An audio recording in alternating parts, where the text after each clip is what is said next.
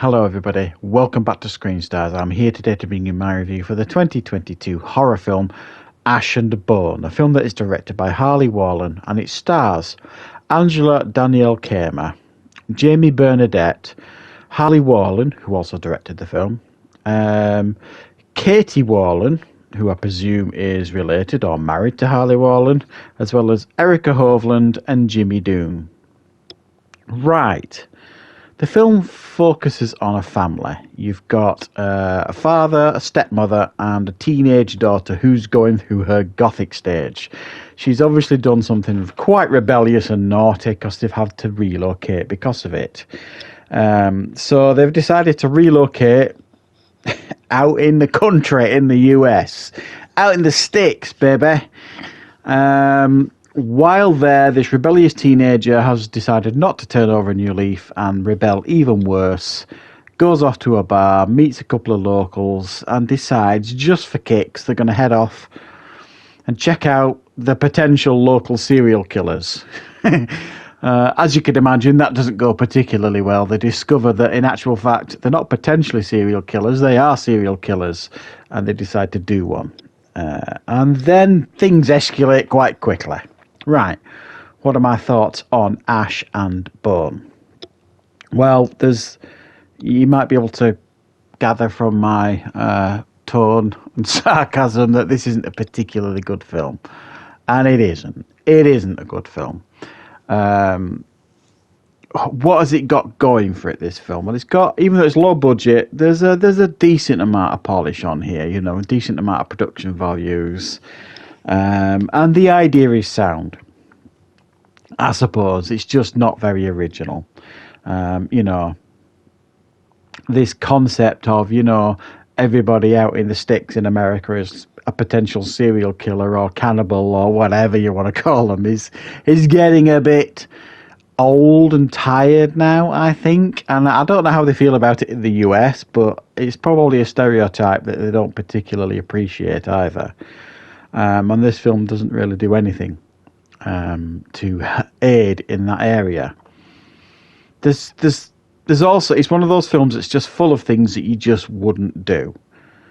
For example, okay, she's a rebellious teenager, I get it, but number one, she's a rude little sod for a start, and so immediately you're given a character that you can't root for. And I don't like that in movies. Any movie, I don't care what genre it is. If you are presented with a character that we really can't root for and struggle to root for, then for me, you're going to struggle from the off. And this character is deeply unlikable.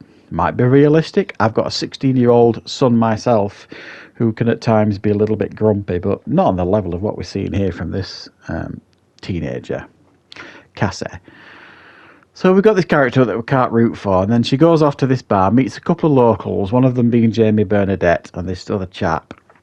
And these other two characters are poorly introduced, and really they're just there as cannon fodder, lambs to the slaughter sort of thing, so to speak. And then they decide to go off, like I say, and explore this so-called site where, some of the locals are a bit dodgy, and they think people might be going missing and they might be involved. Honestly, who would do that? You just wouldn't go there. And guess what? They go there.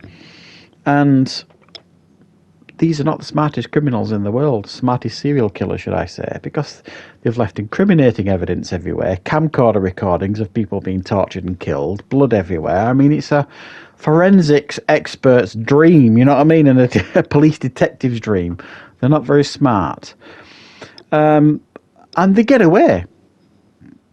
And you just think, all right, okay, go to the police. Ring the FBI, ring the media, do something constructive, but no, because they're not sure who they can trust in regards to the locals, which is smart, but you have other options. Like I say, there's plenty of people you could contact to say, there's some serial killers in that house over there, and no, they do nothing. So yeah, it's full of things that normal people wouldn't do. You wouldn't make these kind of decisions in these scenarios. drive back from a night out being rebellious with a bullet hole in the back of the car and pretend nothing's happened with your parents. It's just, that's not going to cut it, really. You know what I mean? So it's dumb fun. It's probably one of the best compliments I can give this film. It's dumb fun in many ways, but it's a seriously flawed film, because it's full of stereotypes. It's full of unoriginal ideas, and the killers themselves are so generic and what you would expect in the way they talk, the way they act. They're almost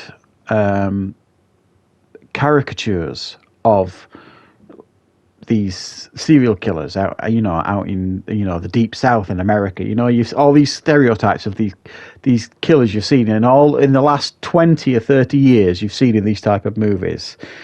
It's like they've taken little bits of all of them and created these over the top caricatures of these characters you would expect. There's nothing original about them at all, even if at times some of the dialogue they come out with is fun, I guess.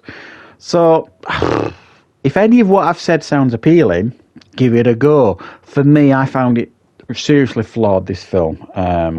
It's not original at all. It's not got some great performances overall. And it just was full of stupid ideas, or it was full of things that characters did that just normal people wouldn't do. It just made me roll my eyes, sort of thing, when I was watching it. So, yeah, give it a go, guys, if you like, if it's your sort of thing. But for me, it's a 3 out of 10. I just didn't find it particularly watchable. So thanks for watching. I hope you enjoyed this review. I will, of course, be back with more reviews and content on the channel very, very soon.